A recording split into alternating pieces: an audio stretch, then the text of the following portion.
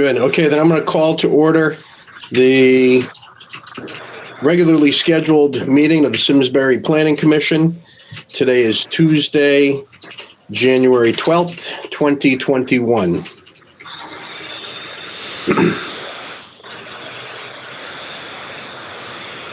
Share screen here.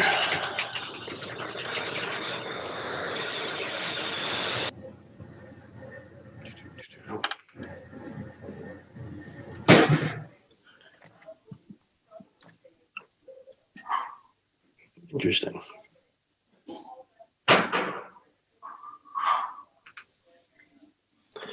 I can't find the window I want to share.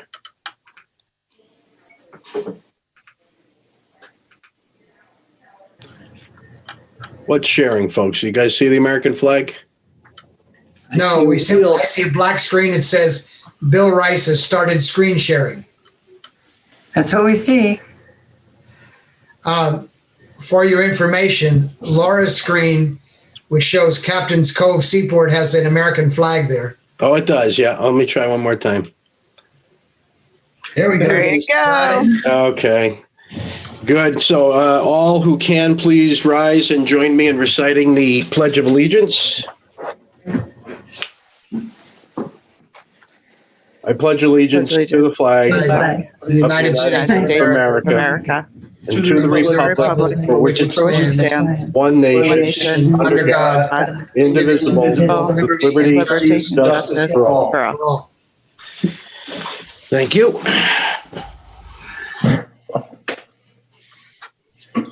Okay, we'll take a roll call.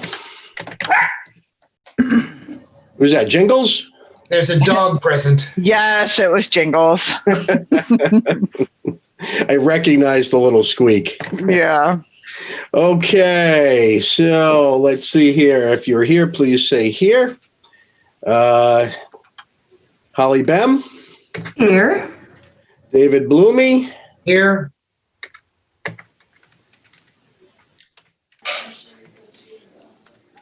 Aaron Levitt-Smith. Here.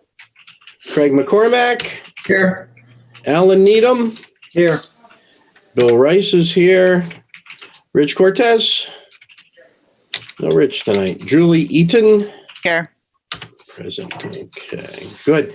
Well, we have all six regular members of the commission tonight, Julie, so there's no need to promote you this time. But of course, please listen intently as the proceedings go on. Okay. Approval of minutes of December 23rd. Mr. Needham. Okay. If you would so do. Get some light here. I have plenty of light. I can't turn the light down on me. Yeah, it's a little dim here, but okay, lines 1 through 51, which is page 1. I saw something on line 46, but I did anybody too. else? A space. Yep. Lack of a space. All right. Correct. Could we back? Holistic plan. They've got holistic plan as one word. It's Correct. Okay, line 46, holistic and plan is to be separated into 2 words. I wanted to go back to line 14. Currently, the minutes show appointment of alternatives. It should be alternates.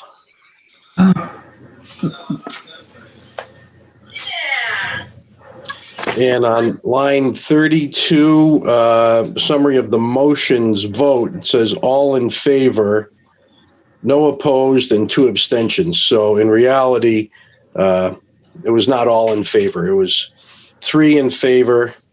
Oh, yeah. No opposed, and 2 abstentions.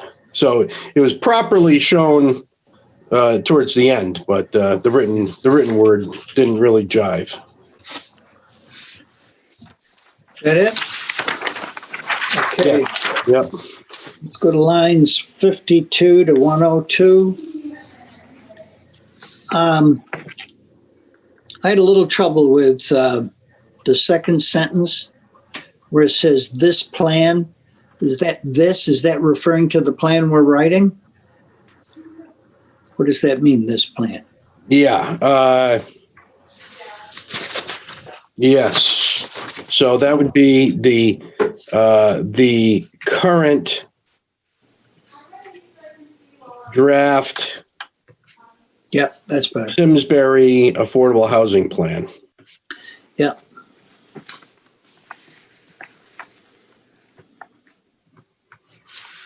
Okay, yep.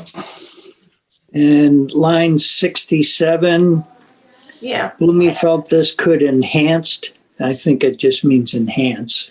that's Okay. what I had, Alan. Yep. Drop the D from enhanced, okay.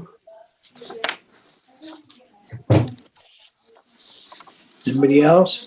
Yeah, down in the bottom paragraph, 93 to 102.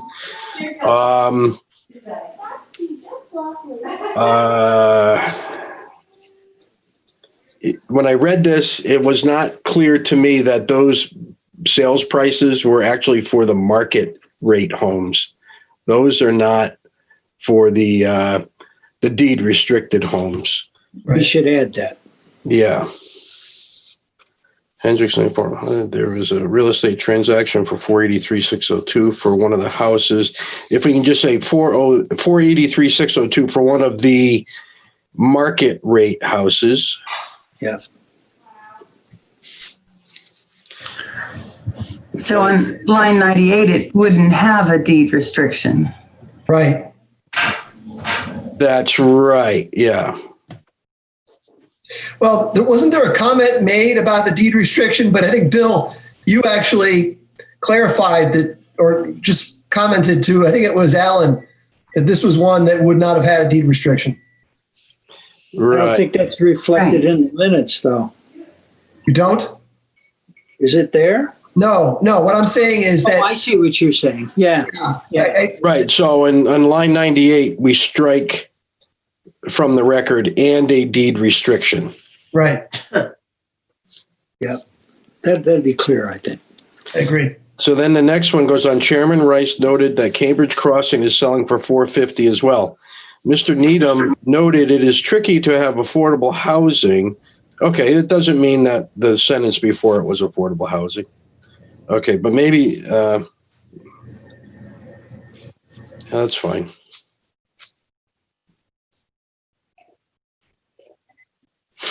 Okay. That's it for me on that page. Okay, last page, lines 103 through 150. I think on 16 or 110, should extend be extended?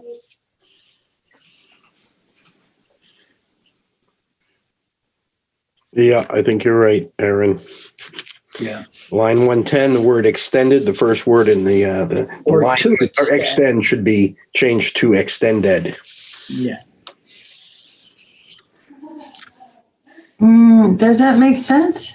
Not to extended. It's either to extend or extended to. Right. Yeah. Oh, wait a minute. Okay. To evaluate whether, to extend incentives to. Okay. That would be the better way to do it. That would be the better way. All right. So I'll amend my comment. Add the word to in front of the word extend. Mhm. Yeah.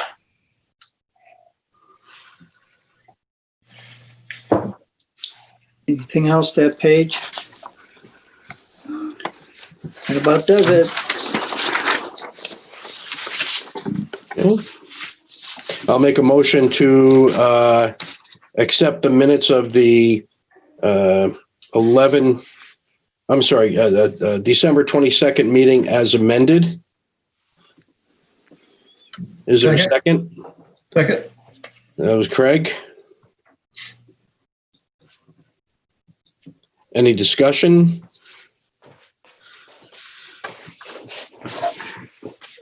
All in favor of the motion to accept the minutes as amended, please say aye. Aye. Aye. Any opposed? Any abstentions? I abstain. Okay, yep, okay, Aaron, yep. So I we don't know have if I should abstain. I did watch the whole thing. okay, it's up to you. Let's say 5 affirmative, 0 negative, and 1 abstention. Okay. The motion passes. Very good. All right. So last meeting, I conveyed the discussion that happened between Maria Capriola, Eric Wellman, Mike Glidden, and myself prior to the Planning Commission meeting. And, the summary is that we decided to go ahead with finishing the draft that we're working on now and submit that to the Board of Selectmen with the expectation that that would be used to satisfy the statutory requirements of CGS 8-30J. However, there was still some interest in maybe pursuing a more comprehensive affordable housing plan that potentially could go further than the minimum requirements stated in 8-30J. Eric and Maria felt that to do that, we would probably need a little extra horsepower, namely a consultant to bring some additional experience to the process. And it was not really clear who would comprise the advisory committee. You mean who would make up the members or who would be on it? Yeah, who would make up the members? Yeah. Okay. So I suggested that we add a short paragraph to our current draft, capturing that thought that the town could consider convening an advisory committee of some sort to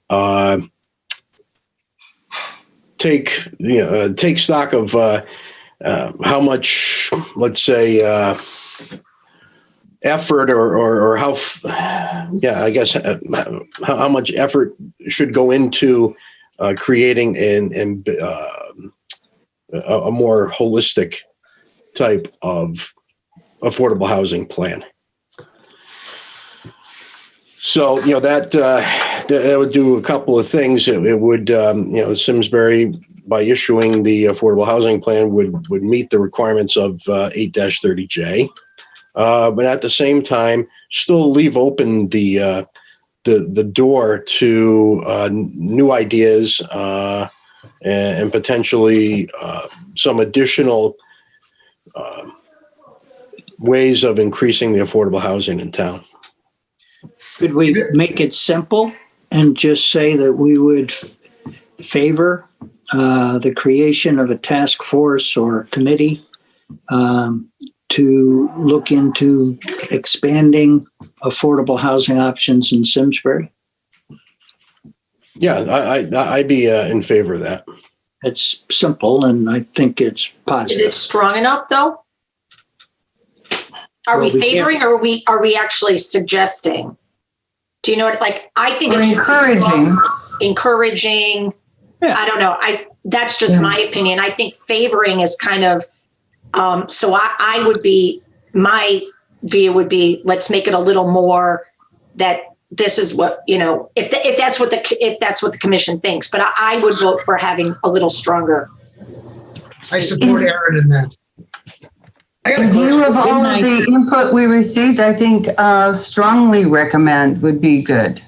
I want to caution the commission that, we did hear some pretty strong points of view. Right. I'm not convinced that's universal. No, it's not. Right. Regardless, though, what is, I guess what we need to ferret out is, are we going to strongly, whatever, strongly suggest, favor, but I don't even know. Is the commission, is the commission even in favor of any kind of task force or whatever, advisory, whatever we want to call it? So I think we need to figure that out.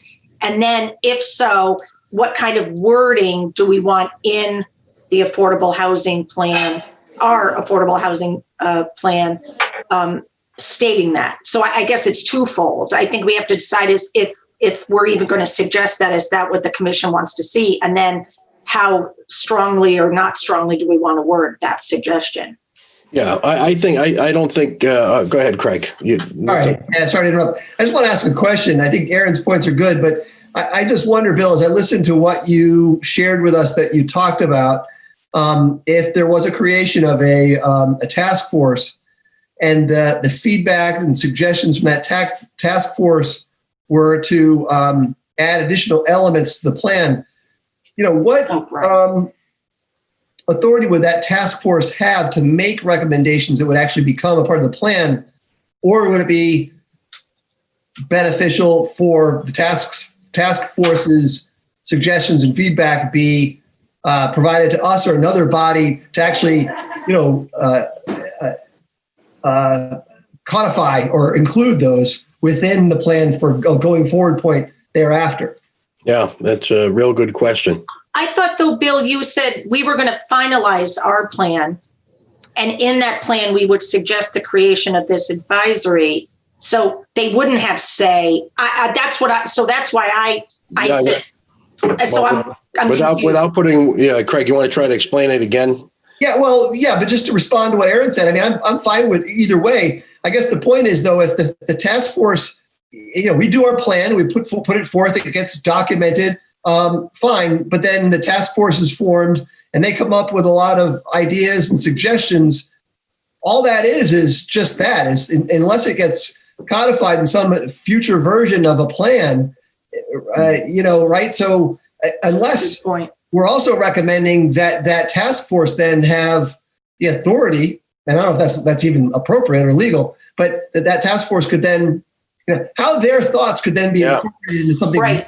Yeah, I got right. you. Okay, I get you. So what would the purpose, what authority would this advisory or whatever task force do? I guess I just assumed that they would be doing a parallel plan, but that's a great point, Craig. Well, I think the task force just examines all the issues, gathers numbers, writes something that is the recommendation of the task force. Now, whether it gets past that point depends on how popular the issue is and the recommendations are. They can't make us alter an affordable housing plan or write a different one. So I think after we finish ours tonight, ours is done. Right. I agree with you, Alan. And then and I would suggest maybe we undo this. I'm not sure, but we could put in a really simple paragraph that we advocate or recommend or whatever word we like the creation of this task force committee. We could also separately pass a motion if we wanted to be stronger and didn't put it in the affordable housing plan that we would like to see this task force created. We could do it both ways. Dave, looked like you had a comment. Well, it's a question. It's my understanding that this report and anything that comes from a task force would go to the Board of Selectmen, and it's the Board of Selectmen's final vote that actually accepts or says this is Simsbury's plan. So I don't think the two are mutually exclusive. they're not. That's why I'm just trying to raise that point. Is that we're providing input to the Board of Selectmen, and there'd be another body that would provide input to the Board of Selectmen. Well, the Board of Selectmen doesn't have to approve our affordable housing plan, do they, Mike? They do. Is that right? So similar to your plan of conservation and development, cleanest way is that they endorse it as a legislative body, and then it's for the community. What we discussed is kind of what Bill said. Here's version 1. We've satisfied the statutory requirements. And we discussed about adding, as he said, some language in there about having a task force. Now, that task force can, or subcommittee, however, whatever you want to call the group. A group would be formed. Most likely, the Board of Selectmen would lead that charge on forming this group and determining what is the appropriate composition of membership. Like they're going to say, do we want to have a representative from the Planning Commission, a representative from the Zoning Commission, et cetera. Then that group would start looking at diving deeper into the issues associated with developing more affordable housing units or areas where we can expand upon the plan. Now, as Bill said, they can come back and have some goals or some comments that are just far out there that everyone says, no, I don't want it. Does that help? Yeah, so basically, the affordable housing plan that we're writing ends with a recommendation that this other group exist and come up with whatever they come up with. But then we're done because we've done our affordable housing plan. I do think they need to be obviously two different things. So. Yeah, and also you get the acknowledgement that that this commission stepped up to the plate and fulfilled the statutory requirement of 8-30J, which is a big thing to get off our plate. We don't have to worry about that right now.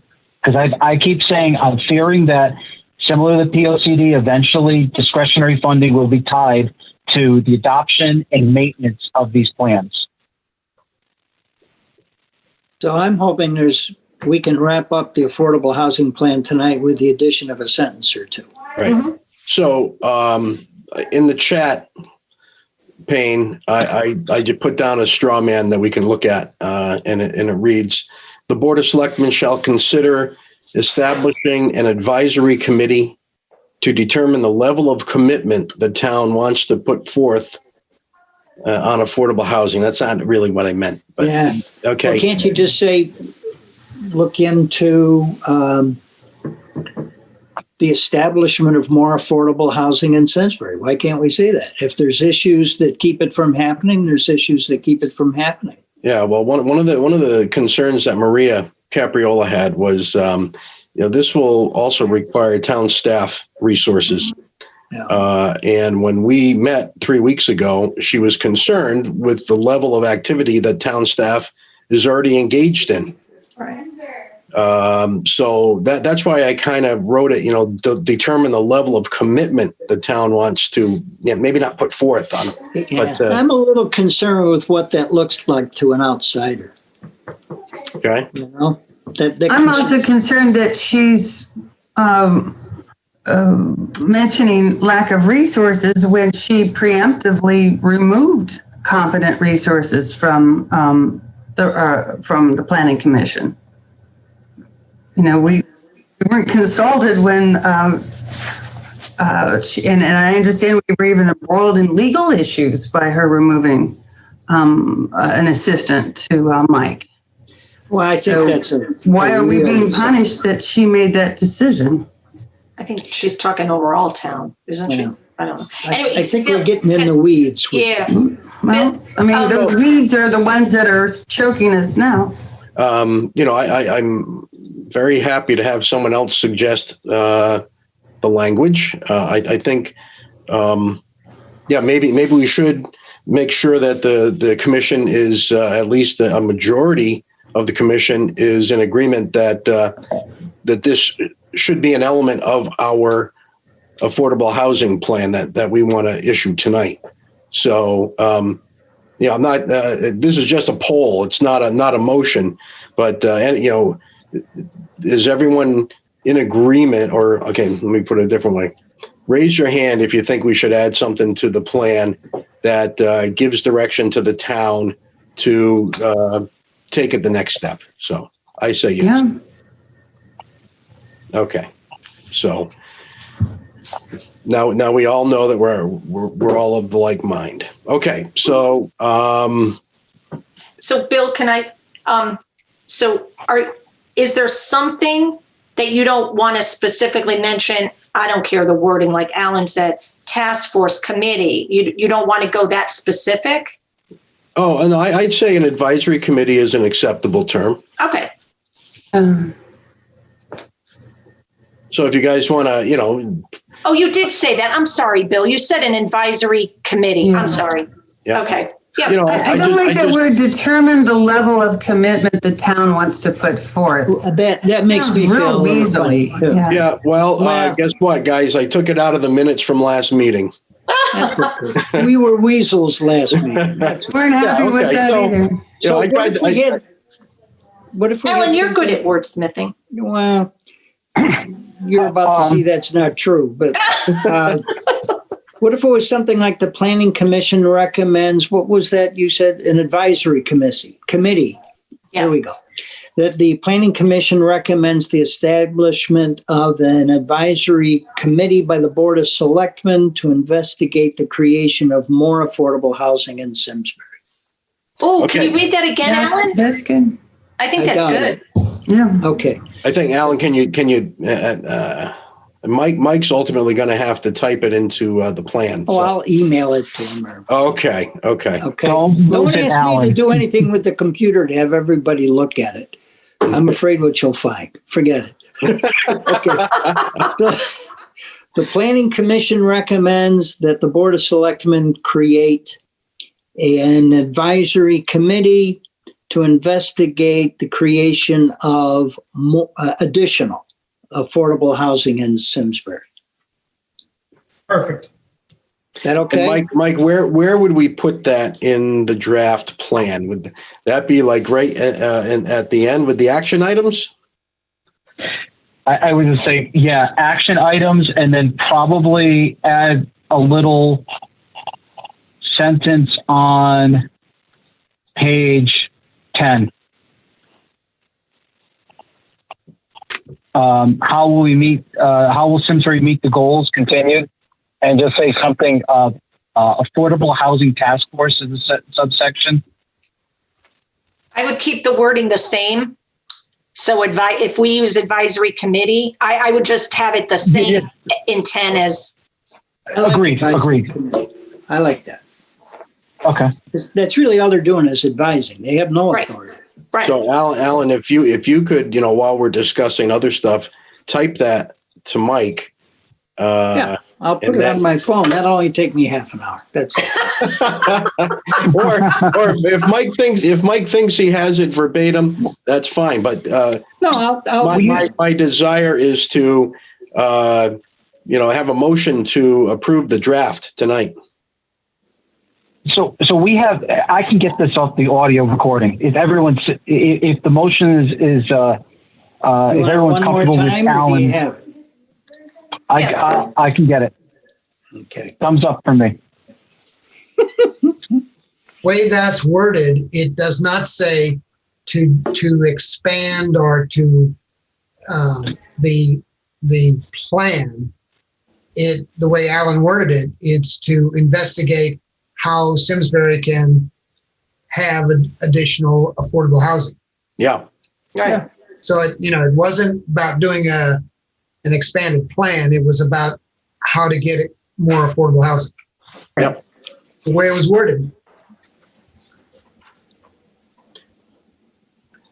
Mike, as I remember, we were satisfied with the wording in the draft, several meetings ago.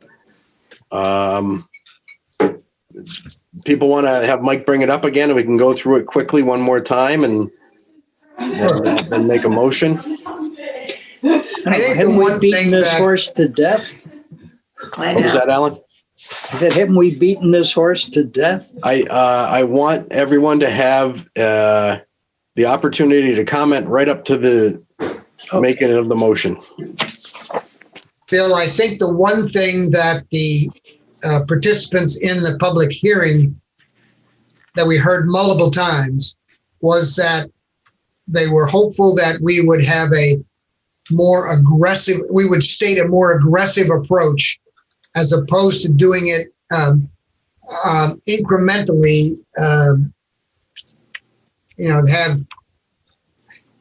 let's see, I got to make Yeah, sure. no, I know exactly what you're saying, Dave. And my response to that is, what we put forth in our draft, in my opinion, is reasonable and attainable.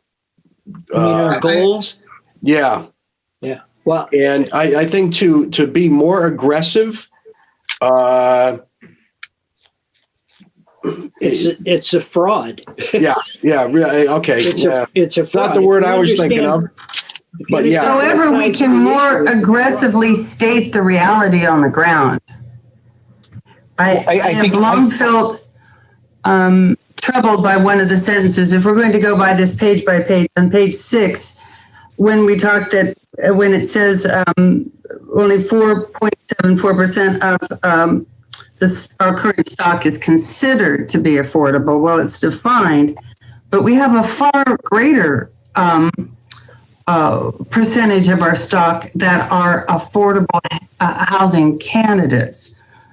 If people get certain types of loans, we far exceed the amount of stock that is affordable, that is truly meeting those affordable guidelines by 830G than the amount they require. Holly, maybe more than double that. Yeah, maybe that's something that this. And I think we should put it in this plan. I don't know why we're rushing to close the lid on the plan when we have the year to do. We have it in this year, and I'm not saying to wait so long, but I do feel that I was surprised that we were just going to close the door on the plan per our last meeting, mostly because of someone who isn't even an elected official, making decisions to limit resources that were applied to this. So I feel that, I'm not saying I want to drag this out, but I would like to clarify that one paragraph to accurately state the real situation, because if people stumble on this and they think we don't have affordable housing, but at the level of affordability of Hendricks Lane, we have, I would say, at least 20% of our stock that are candidates. But does 20% of our stock meet the definition of affordable housing as stated word for word in 8-30G? I use the word candidates. They meet the definition word for word, except that they do not have government financing. However, as Mike has pointed out, government financing is what a buyer brings to it. It's not a function of the house. And so we have at least 20% of our stock that meet the definition of affordable housing for those individuals that receive that CHFA or USDA loans, for example. Hey, Holly. Or the other restrictions. Holly, would it, to me, that would be, because I think you have a great point. As does Alan. Like, I know I'm anxious to, finalize this, because this has been almost a year. And and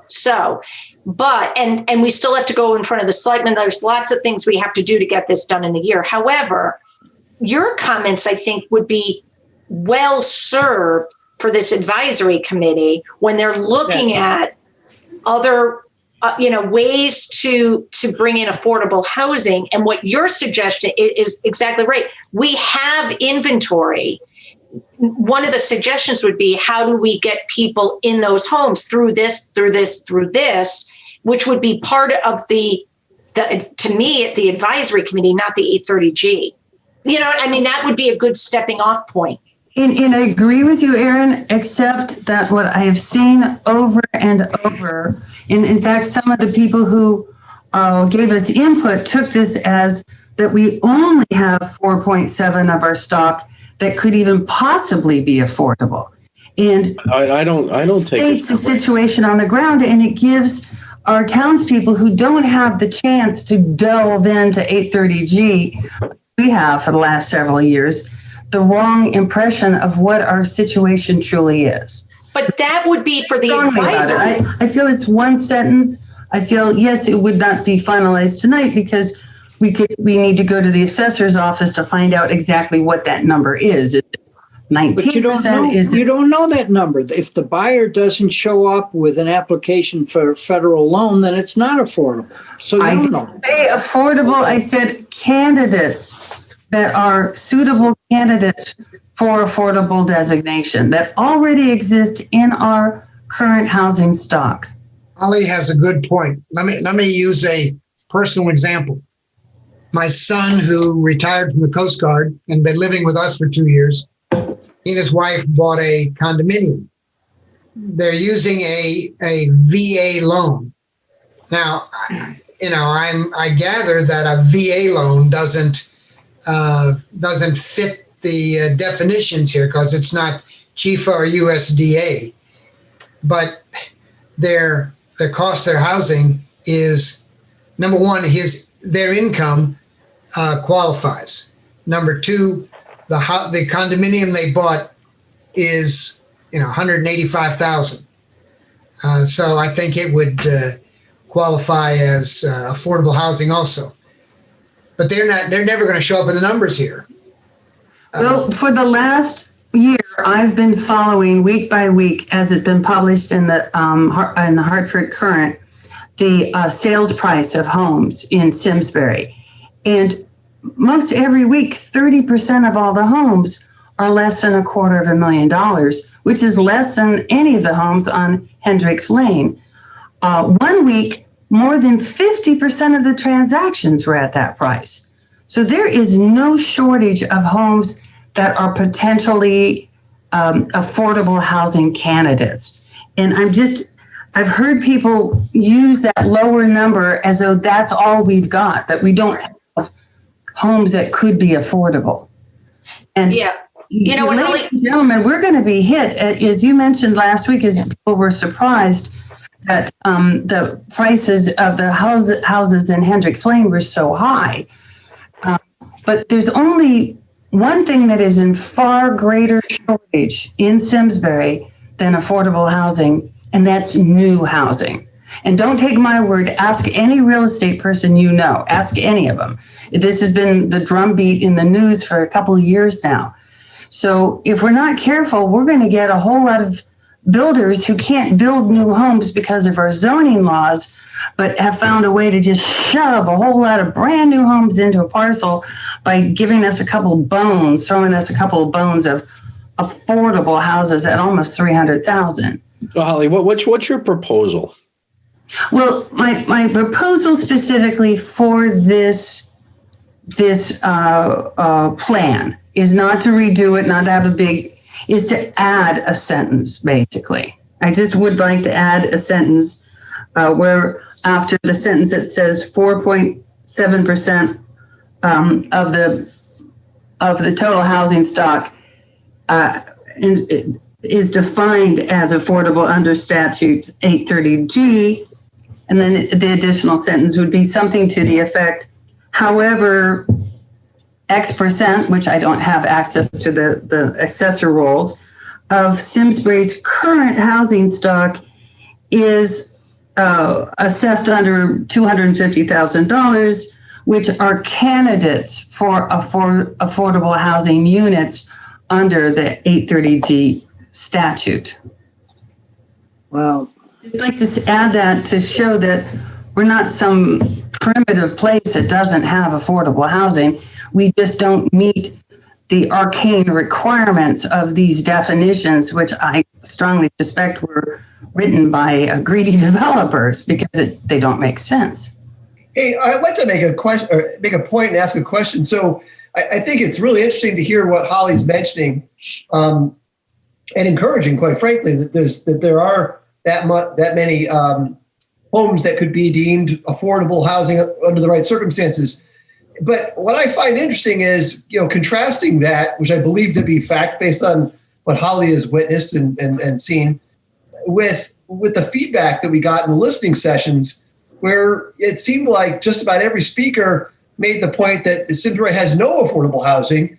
And it's just, so there seems to be this disconnect between an apparent reality that Holly can document or would be able to document versus this perception that, we need to do more and more to get affordable housing. It sounds like maybe even the threshold that people have in mind is different than the calculated number from 8-30G. We see these numbers, 280,000 for someone making 80% of the area mean, but that's still a lot of money. It is. Yeah. And I know, Holly, I get your point. I do get your point. The thing is, there were members of the audience who wrote an op-ed page who gave us input, who wrote an op-ed page in the Hartford Courant this summer. I've got it around here somewhere. I could read it to you, where they flatly said that Simsbury just didn't have any stock. They used that 4.7 or that under 5% number based totally on this arcane definition that they didn't understand. They also thought that all 19 houses and stated at Hendricks Lane would be affordable. And said that we opposed it because we didn't want affordable houses. And Holly, if we're talking about the same article that the one that I read, yes, it referenced the zoning laws of Simsbury as the obstacle. well, again, it comes down to that number that's being quoted is is referring to this particular definition, but at the same time, by that same definition, we do have a large number of houses that could be affordable, but they're not considered affordable because they don't have a government loan supporting them. They could.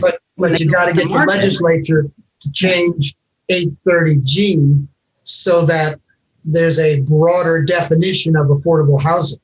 They've chosen to make a pretty narrow definition. Look, could you But we put in can't language? change the law, but we can explain it. Right now, they wrote the law badly. They wrote the law, if it doesn't have these arcane restrictions, then it's not affordable. And ladies and gentlemen, we had many, many affordable units sell in the last year, some to a friend of mine Could you put in language? that aren't in this number. Could you put in language that simply said there are less expensive homes in Simsbury that while affordable in the sense of price, something like that, don't meet the definition of affordable housing by the statute? I like that, Alan. Well, I'd rather be much more precise, Alan. I'd rather specifically state that we have it is quite a bit. I mean, again, I'm guessing because I look at the listings every Friday and I don't see anything close to 30-60%. I just don't. Okay. So I you know, and I'm not saying it is. Right now we're saying 4.7. If it came in at 90, I'm sorry, if it came at 20%, that would be much higher than people realize. There's a condo I mentioned last week that's up for $198,000. Okay. Right. Is that an affordable house? Not by the statute. No. No. Right. But it's a candidate. So you can't count that house as an affordable house unless a buyer comes with the right federal papers. Okay. So that's And why you I'm calling it can't- a candidate as an You and affordable I house. can't assume that there's a buyer going to come with that paper and therefore we can count that. That's why you can't say that percentage is this or that. Holly, I want I'm not to, saying it is affordable by the statute. It is in the price range to be a candidate as an affordable house. What if we said there are a number of homes in Simsbury that might be able to be purchased outside of the statute using conventional mortgages or federal mortgages, something like that. Because all we're saying is that $200,000 condominium cannot be in this document that we're talking about is all about 8-30G designed as affordable unless somebody comes up with the right papers. Right. And we I don't get that. I know if just want to somebody's going state. to do that or not. So we could say outside of 8-30G, there are less expensive homes that could be desirable to people looking for more affordable housing. okay, so I have a question, and I understand what Holly's been saying. She's been saying it for a long time. Alan, you're doing a nice job of trying to mold it into some words. What is the benefit of putting that in here? Because it establishes it once and for all, for the very first time in writing, what the real snapshot of our housing stock looks like. But what relevance does that Alan, have? I don't accept your rewording because I really mean that to find out what percentage of our homes are assessed today at a value that could be considered affordable. It's not affordable because they don't have this financing, but could be.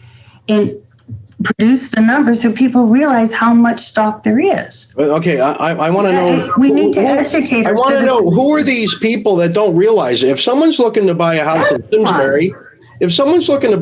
Simsbury, you go on Zillow, you put in your max price, it shows all of them. That's right. That's exactly right. I'm not talking about purchasers of housing. I'm talking about people who are reading Simsbury's affordable housing plan that we are writing. If you read our plan, you would not know that. There is nothing in this plan that would tell you that. Can I? Okay, sorry, Erin. Okay. So, Holly, I don't disagree with what you're saying. I don't think this is the avenue, and this is just my opinion. Board members can disagree with me, commission members. I think we're mixing apples and oranges. I think we need to stick to 830G. I think in my opinion, that would be a great conversation to have for an advisory committee to say, we have this, how are we going to attract? Because I think based on what, maybe, was it Craig talking about what people were some of the people that came on our listening session, I think for them, yes, they were talking affordable, but they were also talking diversity and getting different diverse people in under affordable. It was kind of a two-pronged thing in my opinion. Okay. And which is all important, but it's not for this 830G and 830J. And I'm not trying to address that. Can I just finish, Holly? Because we've listened. So I personally think it mucks this up and it doesn't get us anywhere. But I think that your points would be well served, honestly, in an advisory committee where you're trying to push this further. So that's just my opinion. I don't feel 100% comfortable in including it, but I will go with the majority. Okay. Can I say I agree with Erin. I would just like to say this about this, is that if we knew for a fact that we were going to go further than this plan and have that advisory committee, and we knew that for an absolute fact, then I would agree 100% with you, Erin. But as it was pointed out by someone else earlier, this is the only thing that will be ratified as Simsbury's affordable housing plan. I'm comfortable with that. And so if there's no other information than this is all people have. If we don't go any further, that's all there is. And I feel that the people who read this, our citizenry, don't know what we know about this. And I don't think adding that, Holly, is going to clear. I honestly, I would like to change it to the 830G affordable housing plan. So it is absolutely. So that's what it is. That's what it is. Arcane. That's what it is. Holly, no, it's called the affordable housing plan. It isn't. It's the 830G affordable. But they explain on the 31st paragraph. The title I see is affordable. So Holly, you can't go to the assessor and get a percentage of houses that are assessed below a certain figure, because the assessed price isn't what they sell for. The assessor can't tell you what the market price will be. Nobody knows that till you put your house in. Okay? So you can't use assessed value. That's way off. All right? All you can use is market value. And you can't come up with the percentage of houses below, say, $300,000 in Simsbury by market value until those houses are sold. Well, Alan, so you can't do it. That is a good point. You can't do that. And you also have the variable of how many people are living in the house that dictates the price. Yep. So you have a 3-bedroom house, you could have a 4-person or you can have an 8-person household. So it's really hard to dictate that affordability in a grid or in a statement because of that volatility in a metric. Good point. I'd like to just make the comment that I personally don't think there's any harm, and I think it could be additive to add a sentence, something along the lines of what Holly is saying, but make it very succinct and make it something to the effect that references, putting aside the issues of the statute that this document intends to address. let it be known that within the last 12 months, whatever period of time you want to say, that X number of homes sold in Simsbury were sold at a price point below Y. Okay, so therefore, history shows that in the recent past, a portion of homes have been sold in a quote affordable range, whatever. But I mean, I think it's a point that's a valid point. And if you acknowledge that, we understand this isn't relative to 830J or whatever, but let it be known that as respects affordable housing, here's a metric that people should understand. I think there's value in having that in the document. I think it confuses things. Mike, can you go to the list of actions, please? Because I'm pretty sure we put something in there about educating people. But that isn't what I'm referring to, by the way. I'm referring to a specific statement, and like Craig said, I liked how you put it. Okay, so Holly, what do you want to put in? Again, back up in page 6 after the sentence that says 4.4%, 4.7% of Simsbury's, I don't have it in front of me. I have to. Yeah.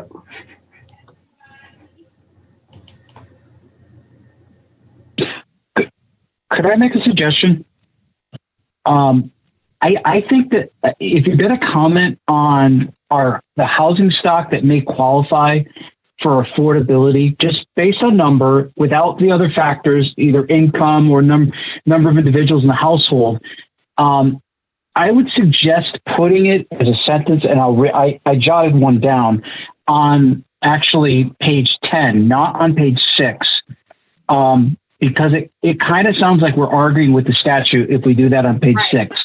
I would say as an additional sentence under government programs to say there are homes in Simsbury that may meet sales price as defined by Connecticut Connecticut General Statute 8-30G, and basically saying like, so the government programs provide assistance for individuals that qualify. At the same time, we have a stock that these individuals may also, based on the price, spend less than 30% of their income on housing costs. Okay, that makes sense to me. That does make sense. Yep, I like that. And I do, like what Craig said too, I'd like to add what Craig put in there about in the last 12, you said it so well, Craig, I didn't write it all down, but for example, in the last 12 months of sales, this percentage of homes or this number of homes met that criterion. I don't know what the criteria are. Well, the criterion we have that we say is our call for affordability is that price 280 or 250, either one. We've had a large number of homes that have sold at that price or below. And forgetting about the criteria and just saying just a factual statement about the percentage of homes sold below, pick a number, 225,000, and just leave it out there, just as a factual statement. Why do you need a percentage? Right. Because we have that other percentage that people quote, and it's misleading. To have one number without a qualification, I've had that quoted so many times, and the people that came and gave us input. All you got to do is go on the computer and you can see all the houses that cost whatever price you want. That's all. Anybody buying a house does that. They go through a realtor. But I'm referring to the affordable housing plan. Yeah, I'm referring to those people who are reading the affordable housing plan. It's not necessarily so that they're buying a house right now, but they're concerned about Simsbury's affordability. Michael, I think it makes sense to put under government programs. I think it flows better rather than. The part. Okay, I think Holly's point is maybe I've misinterpreted it, but there are places for sale that could be considered. I really don't want to use the word affordable because No, But Holly, are you talking about within the homes, price range. homes that would eventually get counted under the affordable, 8-30G? That could be counted. Why? under the right Okay, circumstances. why cloud it? Just say, hey, look, in the past 12 months, 50 houses in Simsbury have sold for $250,000 or less. That's fine too. And that's what Craig had mentioned. That was Right. his, Yeah. And don't even tie it to the government programs. Just right. And Mike, I think we are a little contentious with the statute. None of us believe it's written right. Right. Now we don't have to say, throw mud at it, but maybe right up on page 6 where it says 4.74%, we slip in a comment that says, just like Craig said, hey, outside. You could say in 2020. Say in 2020, I'm just picking 50 homes sold. Who are you going to go to get that number, and when? Mike's going to do it for us. The assessor doesn't have that. Hey, Mike, if you're resource limited, you tell me where to go and I'll get the number. I'll call up the real estate boards or. I have one source to check. If you want to put it on page 6, I suggest putting it as a dialogue box on the bottom. Yeah. Okay. Yeah. Okay. Yeah. I'll get that figure and cite my source so that we're not just putting a number. I just don't want anyone to say, where'd you get that number? Yeah. So I'll try to make sure I'll try to make sure we have a credible source for that information. Mike, every real estate transaction in town is recorded. Yeah. There used to be a document called the commercial record, and it was published weekly or monthly, and it captured all of the real estate transactions in every town. And so I got to figure that if that's material is still gathered, realtors have that. Run through it for a given year. Yeah, I have an idea. I have someplace I can check. But like I said, I'll cite my source. I'm going to make sure it's more than just Mike Liddon going to the vault and counting, looking at sales price for the past 365 days. Yeah. So I can. We're generally agreed on just the one or two sentences is just there are X percentage of homes over this period of time that sold at the $280,000, whatever it is, or less figure. Just that. 279, yeah. Or the number, just the number. That's actually the question I wanted to ask was, what's the number you want me to say? Do you want to say 280? Do you want to say 250, 220? What number do you want? How can we determine that number? That's Alan, there's no calculation we can do right now. It's a gut feel. I like 250. I agree with Bill. Yep. All right, then don't call it affordable. Just say just right. No. Exactly. Just a very matter of fact, number of houses, this price point, period of time. Putting aside the regulation that we're talking about here. Here's some facts about homes that have sold in Simsbury below a certain price point. Yep. And I think but I do want to tie it into what is currently considered under 830G as affordable, because we were given a number. I think it was 275. So there is a number, and my gosh, if we get another 830G, that number is going to be thrown in our face again. Yeah, well, Holly, remember that number, like Julie said earlier, is determined by a number of factors. Now, if you want to use 280, that's fine by me too. Yeah. But 250, I think is. But I'd like to tie it into the fact that this would be the amount for a family of four, because we wrote it on page 6. Let me find page. I think we said, Holly, that we just wanted a statement, and that way it didn't muddy the waters. Okay. Yeah, So the numbers. So much. I was trying to unmuddy them by tying that number to the 830G statute. That's all. But it doesn't. Yeah. separate it from the 830G statute. Okay, the 830G is this whole thing we wrote. Okay. Okay, I'm just saying that I don't want to give the impression that only 4.7% of our stock is affordable. But hey, if you're willing to go up all the way to $250,000, we got lots of houses for sale. Without saying that is what they call affordable in 830G.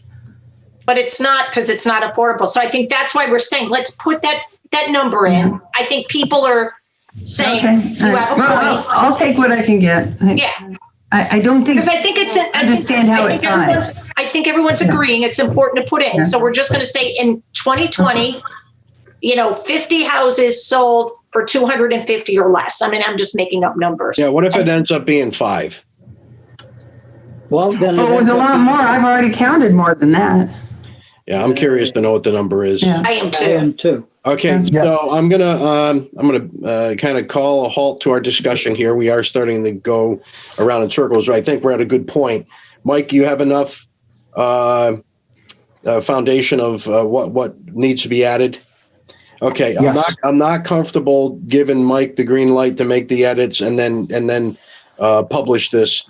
I want to wait for another meeting to see the final product. Yep. Okay. Thanks. Yeah. No, I was just going to say these are a few edits I prefer that the commission blesses first. Yeah. Yep. Before I send this off.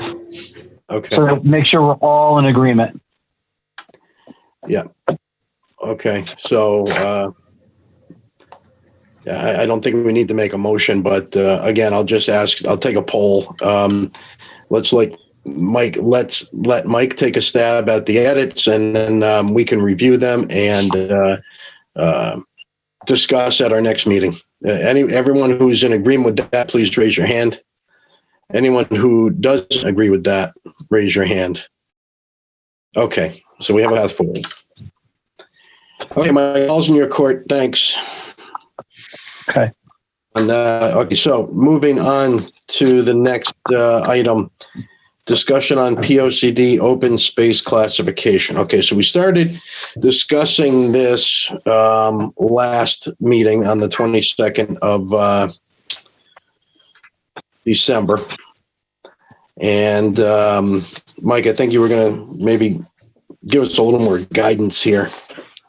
Yeah, so there's a memo, and I apologize. I don't know why it's labeled maps of open space parcels. It's in your Dropbox. Dropbox. The question is on page 54 of the POCD, and I'll pull up the memo right now so everyone can see it.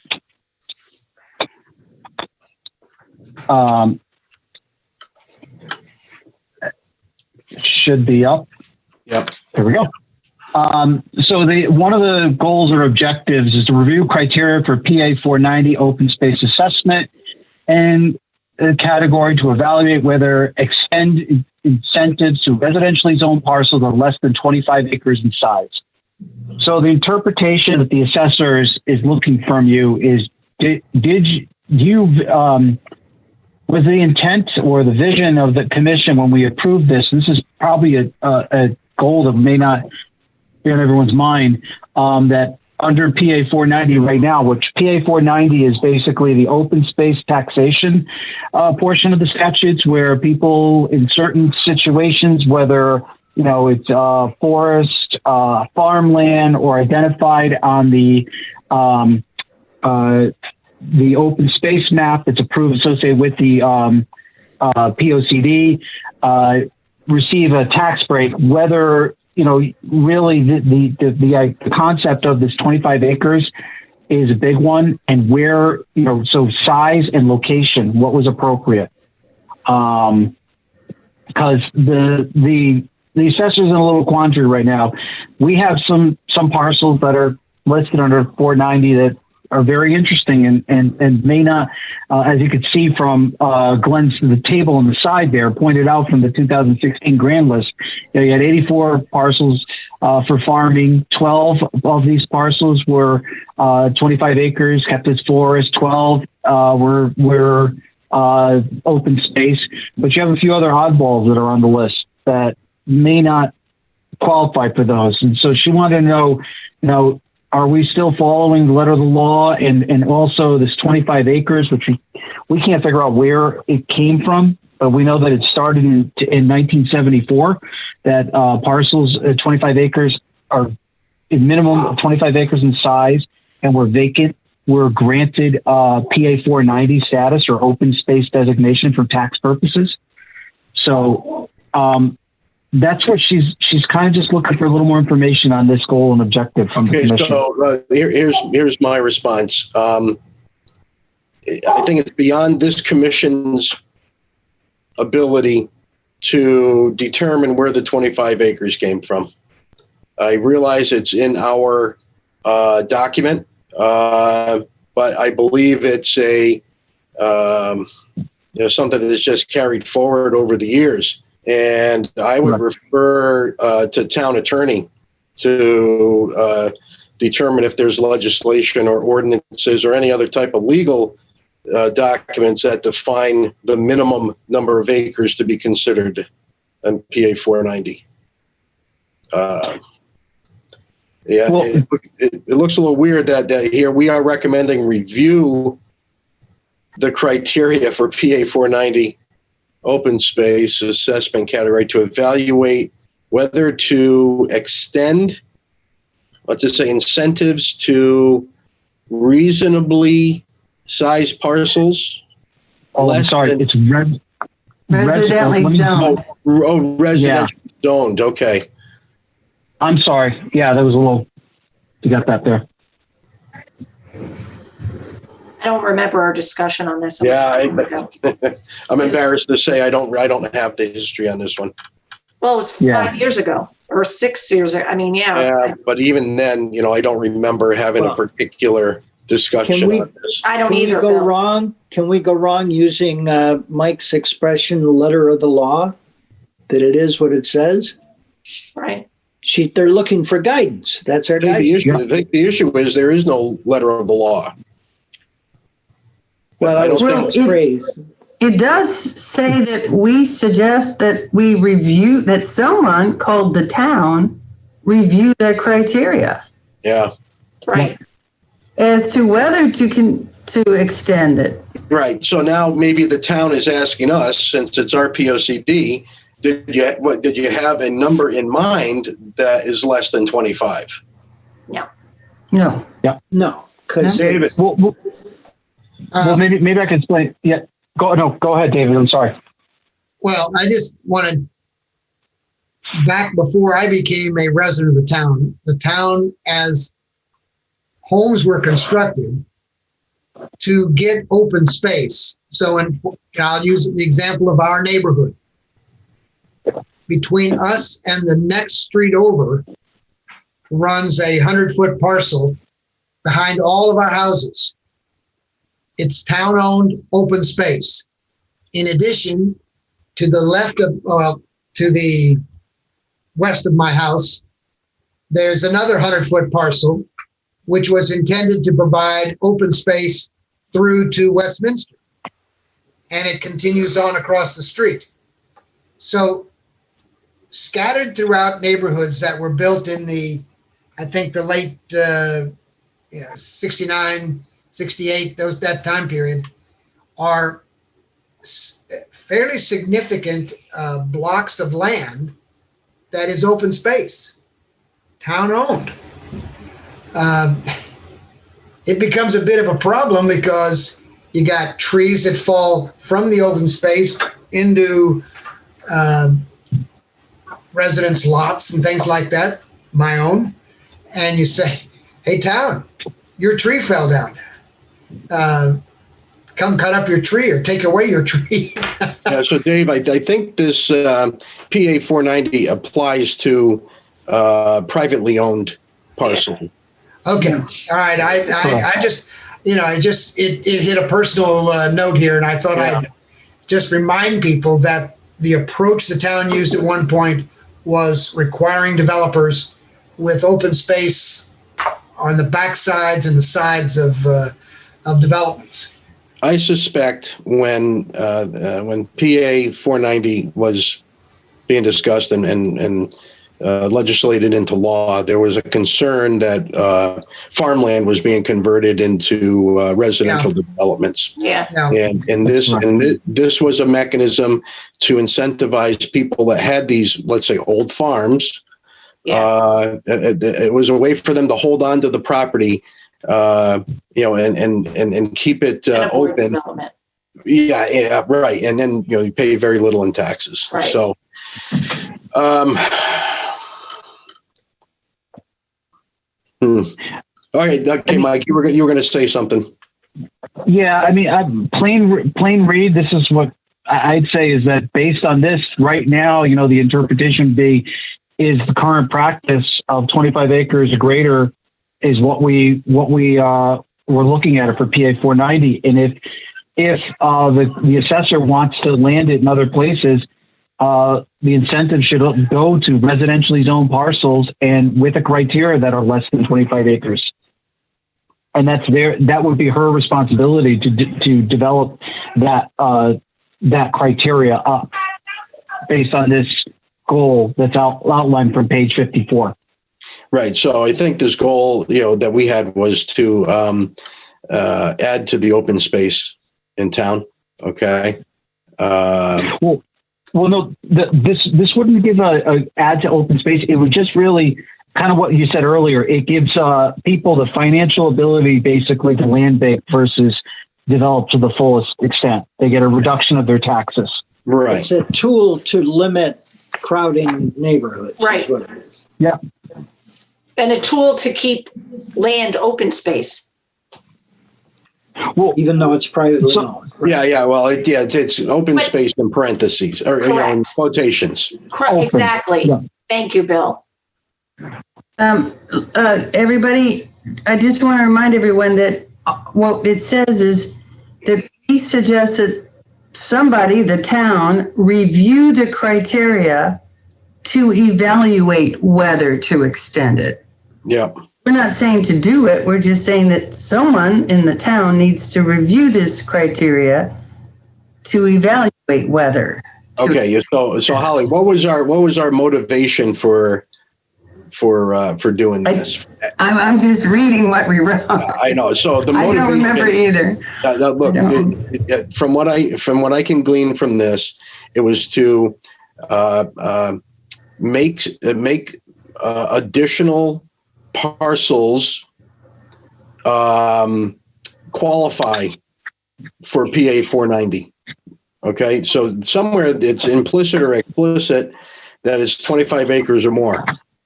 The thought here is that if you reduce that minimum, Right.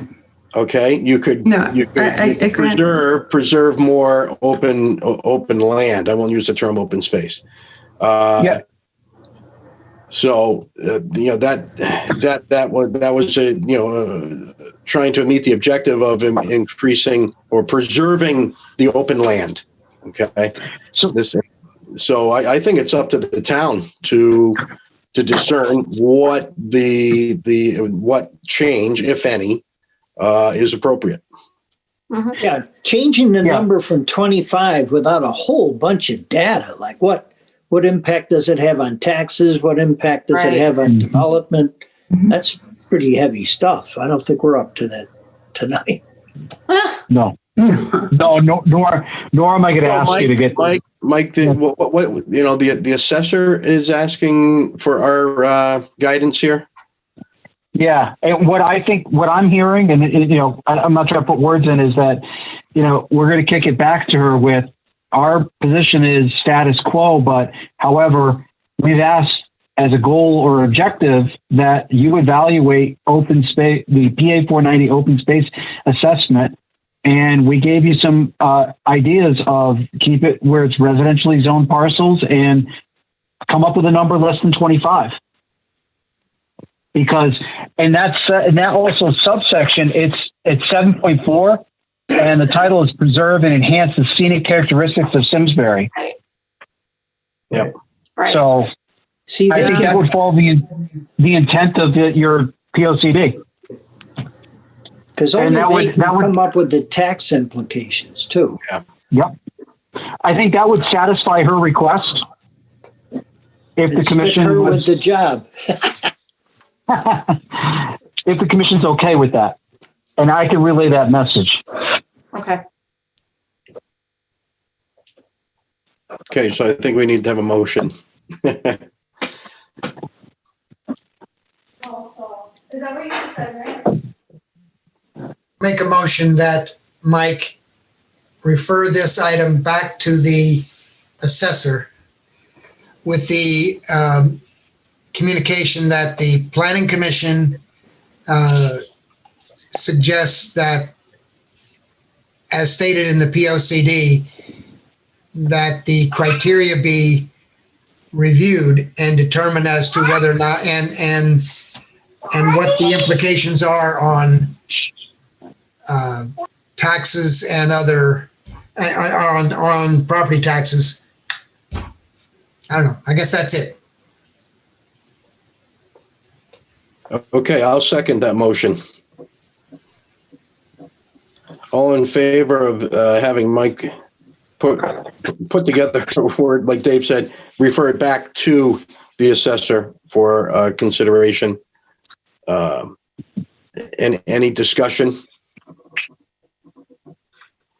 All in favor of the motion, please say aye. Aye. Any opposed? Any abstentions? Motion carries unanimously. Okay, Mike, it's up to you now. Thank you. Okay. All right, that concludes the published items in the agenda. Mike, anything you want to share with us tonight? So Bill, I looked into your question about Climax Road. Fencing was not required around that basin. Okay. So that was part of our review when we did the road acceptance too. It was part of another version of the plans, but as you know, there are several versions of that. Yeah. I think probably that I don't know. It's not a retention basin, isn't it? I think it's an overflow, but probably it's supposed to be a dry basin. Yeah, that's what I was going to say. Probably not expected to have water in it. Yeah, I think if I recall, like within 72 hours of a rain event, that's dry. Right. So, that's why the fencing wasn't required. Okay. Yeah. Thanks for checking that. You're welcome. Any correspondence or applications on the horizon? No, I don't have correspondence. I've still had a few conversations that there's a potential 830G application coming off West Mountain Road. I guess we'll wait and see at this point. Okay. Good. All right, commissioners, any comments you want to share? Everybody doing okay? No COVID? Far so good. Yeah. I got my first vaccine last week. Okay, good. Wow. Good. Yep. So I have to go down at the end of the month to get the second. Aaron, is it 2 weeks apart or 4 weeks apart, or what is it? I got the Pfizer vaccine, so it's 3 weeks for Pfizer. Okay. So, Aaron, what are you going to feel invincible after the second one? Will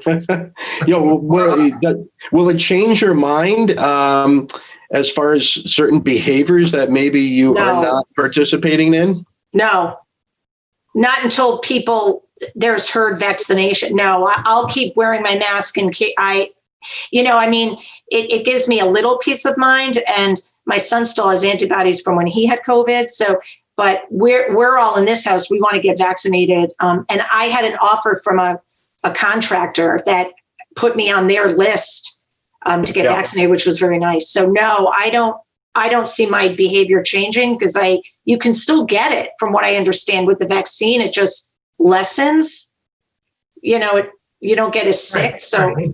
It does not prevent you from getting it. Right. Okay.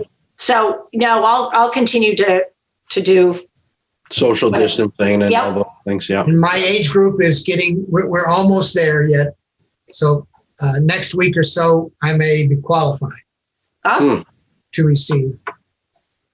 Now, they did warn me that the second vaccine, I didn't have any adverse reaction, and they make you sit for 15 minutes. But they said after the second shot, some people have had like 24 hours later for about a day, some aches and feeling It just means it works. Right. Exactly, Alan. That's what I said. It works. My son had it back in late December, had the first vaccination, and he was sore and kind of not feeling great for about 24 hours afterwards. The second one? Okay. See, that's what I was told. So Yep. Okay, good. Then I hope everybody remains healthy. And Would you Yeah, entertain a next motion meeting- to end the meeting? I'm sorry, Dave. Would you entertain a motion to end the meeting? I certainly would. Was that I what you were about second. to ask for? Okay, so Dave makes a motion to adjourn. Second. Holly seconded. All in favor, or is there any discussion? All in favor of the motion to adjourn, please say aye. Aye. Any opposed? Any abstentions? Motion passes and the meeting is adjourned at 8:22 PM.